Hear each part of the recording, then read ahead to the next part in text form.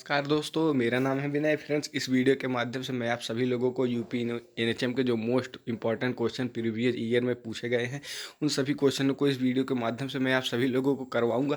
तो friend, video को अंत तक जरूर देखिए, तभी फ्रेंड्स आपका एक एक जो डाउट है वो क्लियर हो पाएगा। तो फ्रेंड्स, इससे रिलेटेड मैंने 22 क्वेश्चन को वीडियोज़ को अपलोड कर दिया है। अगर आपने नहीं देखा है तो जाके पुराने वीडियोज़ को हमारे देख सकते हैं।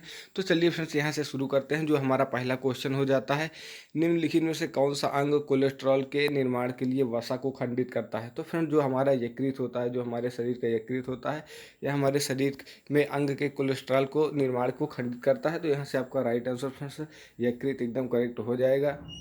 यकृत कुछ इस प्रकार से आप लोगों को दिख रहा होगा चित्र के माध्यम से, आपके शरीर में कुछ इस टाइप का होता है। तो यहाँ से आपका राइट आंसर फ्रेंड्स यकृत हो जाएगा। श्वेत रक्त कोशिकाओं WBC का कार्य क्या है। तो जो वाइट ब्लड सर्कुलेशन होता है फ्रेंड्स, इसका फुल फॉर्म हो जाएगा श्वेत रक्त कणिकाओं का। तो फ्रेंड्स, इसका जो कार्य होता है वह संक्रमण के विरुद्ध सुरक्षा प्रदान करना। हमारे शरीर में जो भी ब्लड में सुरक्षा का काम होता है फ्रेंड्स, इसी का होता है। तो यहाँ से आपका right answer friends option number 1 एकदम करेक्ट हो जाएगा। लेक्रिमल ग्रंथि द्वारा निम्न में से क्या स्रावित होता है। तो जो लेक्रिमल होता है फ्रेंड्स, इस ग्रंथि के द्वारा जो हमारे शरीर में फ्रेंड्स आंसू का स्रावन होता है। तो यहाँ से ये भी मोस्ट इंपॉर्टेंट क्वेश्चन आपके एग्जाम के लिए बन जाता है। मानव शरीर के किस भाग की त्वचा सबसे मोटी होती है। तो फ्रेंड्स, जो हमारा तलवा होता है, जिसे हम पैर के नीचे का फीट बोलते हैं फ्रेंड्स, उसी तलवे का जो त्वचा की परत होती है सबसे मोटी होती है। फ्रेंड्स, यहाँ से आपका राइट आंसर फ्रेंड्स भी एकदम करेक्ट हो जाएगा। निम्नलिखित में से कौन सा ऊतक का एक उदाहरण है। तो जो आपका ब्लड होता है, जिसे आप रक्त कहते हैं फ्रेंड्स, वह आपके शरीर में ऊतक का एक उदाहरण है। तो ये भी मोस्ट इंपॉर्टेंट क्वेश्चन आपके एग्जाम से रिलेटेड बन जाता है। निम्नलिखित में से कौन सा अंग के द्वारा सबसे अधिक पोषक तत्व रक्त में अवशोषित होता है। तो फ्रेंड्स, जो आपका छोटी आंत होता है फ्रेंड्स, इसी के द्वारा आपके शरीर में सबसे ज़्यादा पोषक तत्वों की जो अवशोषण क्षमता होती है। तो यहाँ से आपका ये राइट आंसर हो जाएगा। कुछ चित्र के माध्यम से मैं बनाने का प्रयास करूँगा जिससे आपको थोड़ा समझ में आए। तो फ्रेंड्स, यहाँ से आप चित्र के माध्यम से आप लोग देख रहे होंगे कि कुछ इस प्रकार से जो हमारे शरीर में बड़ी आंत होती है, उसके बाद यहाँ से जो आपको कुछ इस प्रकार से होती है फ्रेंड्स, यही आपकी छोटी आंतें होती है। तो यहाँ से आपका राइट आंसर फ्रेंड्स यही हो जाएगा। निम्नलिखित में से कौन सा एंजाइम लार में पाया जाता है। तो लार में जो एंजाइम पाया जाता है फ्रेंड्स, वह टालिन एंजाइम पाया जाता है। फ्रेंड्स, यहाँ से आपका लार में ही एंजाइम पाया जाता है। तो आपसे राइट आंसर यहाँ से हो जाएगा। मानव शरीर के सबसे लंबी ग्रंथि कौन सी है। तो जो आपकी फीमर होती है फ्रेंड्स, यह आपके जांग की हड्डी भी होती है। इसी को ही आपके शरीर की सबसे लंबी अस्थि माना जाता है। तो मोस्ट इंपॉर्टेंट क्वेश्चन ये भी बन जाता है आपसे एग्जाम से रिलेटेड। भारत में राष्ट्रीय परिवार कल्याण कार्यक्रम कब शुरू किया गया। तो जो भारत में राष्ट्रीय परिवार कल्याण कार्यक्रम है फ्रेंड्स, इसकी शुरुआत सन 1952 ईस्वी में की गई। तो यहाँ से आपका राइट आंसर फ्रेंड्स सन 1952 एकदम करेक्ट हो जाएगा। पाश्चुरीकरण प्रक्रिया का उपयोग क्या शुद्ध करने के लिए किया जाता है। तो जो पाश्चुरीकरण की प्रक्रिया है फ्रेंड्स, उसे दूध को शुद्धिकरण करने के लिए किया जाता है। फ्रेंड्स, दूध को शुद्धिकरण में जो लैक्टोमीटर है फ्रेंड्स, इसका प्रयोग किया जाता है। तो ये भी आपके लिए मोस्ट इंपॉर्टेंट क्वेश्चन बन जाता है। कपास फाइबर की धुली लंबी अवधि तक अंतःशोषण करने के लिए होता है। तो फ्रेंड्स, यहाँ से जो आपका बाइसिनोसिस होता है फ्रेंड्स, यहाँ से आपका ये राइट आंसर हो जाएगा। ये भी क्वेश्चन आपके लिए इंपॉर्टेंट बन जाता है। प्लेटलेट्स की संख्या में किस कारण कमी आती है। तो जो हमारे शरीर में प्लेटलेट्स होते हैं फ्रेंड्स, उसकी संख्या में यदि आपको डेंगू बुखार हो जाता है, तो जो आपके शरीर में प्लेटलेट्स की संख्या होती है फ्रेंड्स 3.5 लाख से 4 लाख के बीच में, वो बहुत तेज़ी से डाउन होती है, जिससे आपको जान का खतरा बन जाता है। तो यहाँ से आपका प्लेटलेट्स डेंगू बुखार के कारण आपका बहुत तेज़ी से गिरता है। तो ये भी आपके मोस्ट इंपॉर्टेंट क्वेश्चन बन जाते हैं। आपके एग्जाम से रिलेटेड मास्कोटीज चैप्टर भी है। एक वयस्क को स्थूलकाय घोषित किया गया है यदि बीएमआई से अधिक हो। तो बीएमआई का फुल फॉर्म यहाँ से मैं आप सभी लोगों को बता देता हूँ फ्रेंड, बॉडी मास इंडेक्स होता है यहाँ से।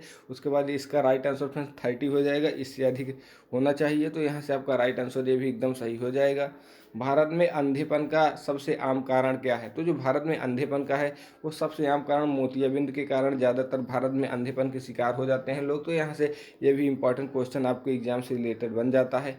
मैनटॉक्स परीक्षण किसके लिए किया जाता है। तो जो मैनटॉक्स परीक्षण है फ्रेंड्स, वह क्षय रोग, जिसे आप टीबी भी कहते हैं, टीबी के लिए किया जाता है। तो ये भी आपका मोस्ट इंपॉर्टेंट क्वेश्चन बन जाता है।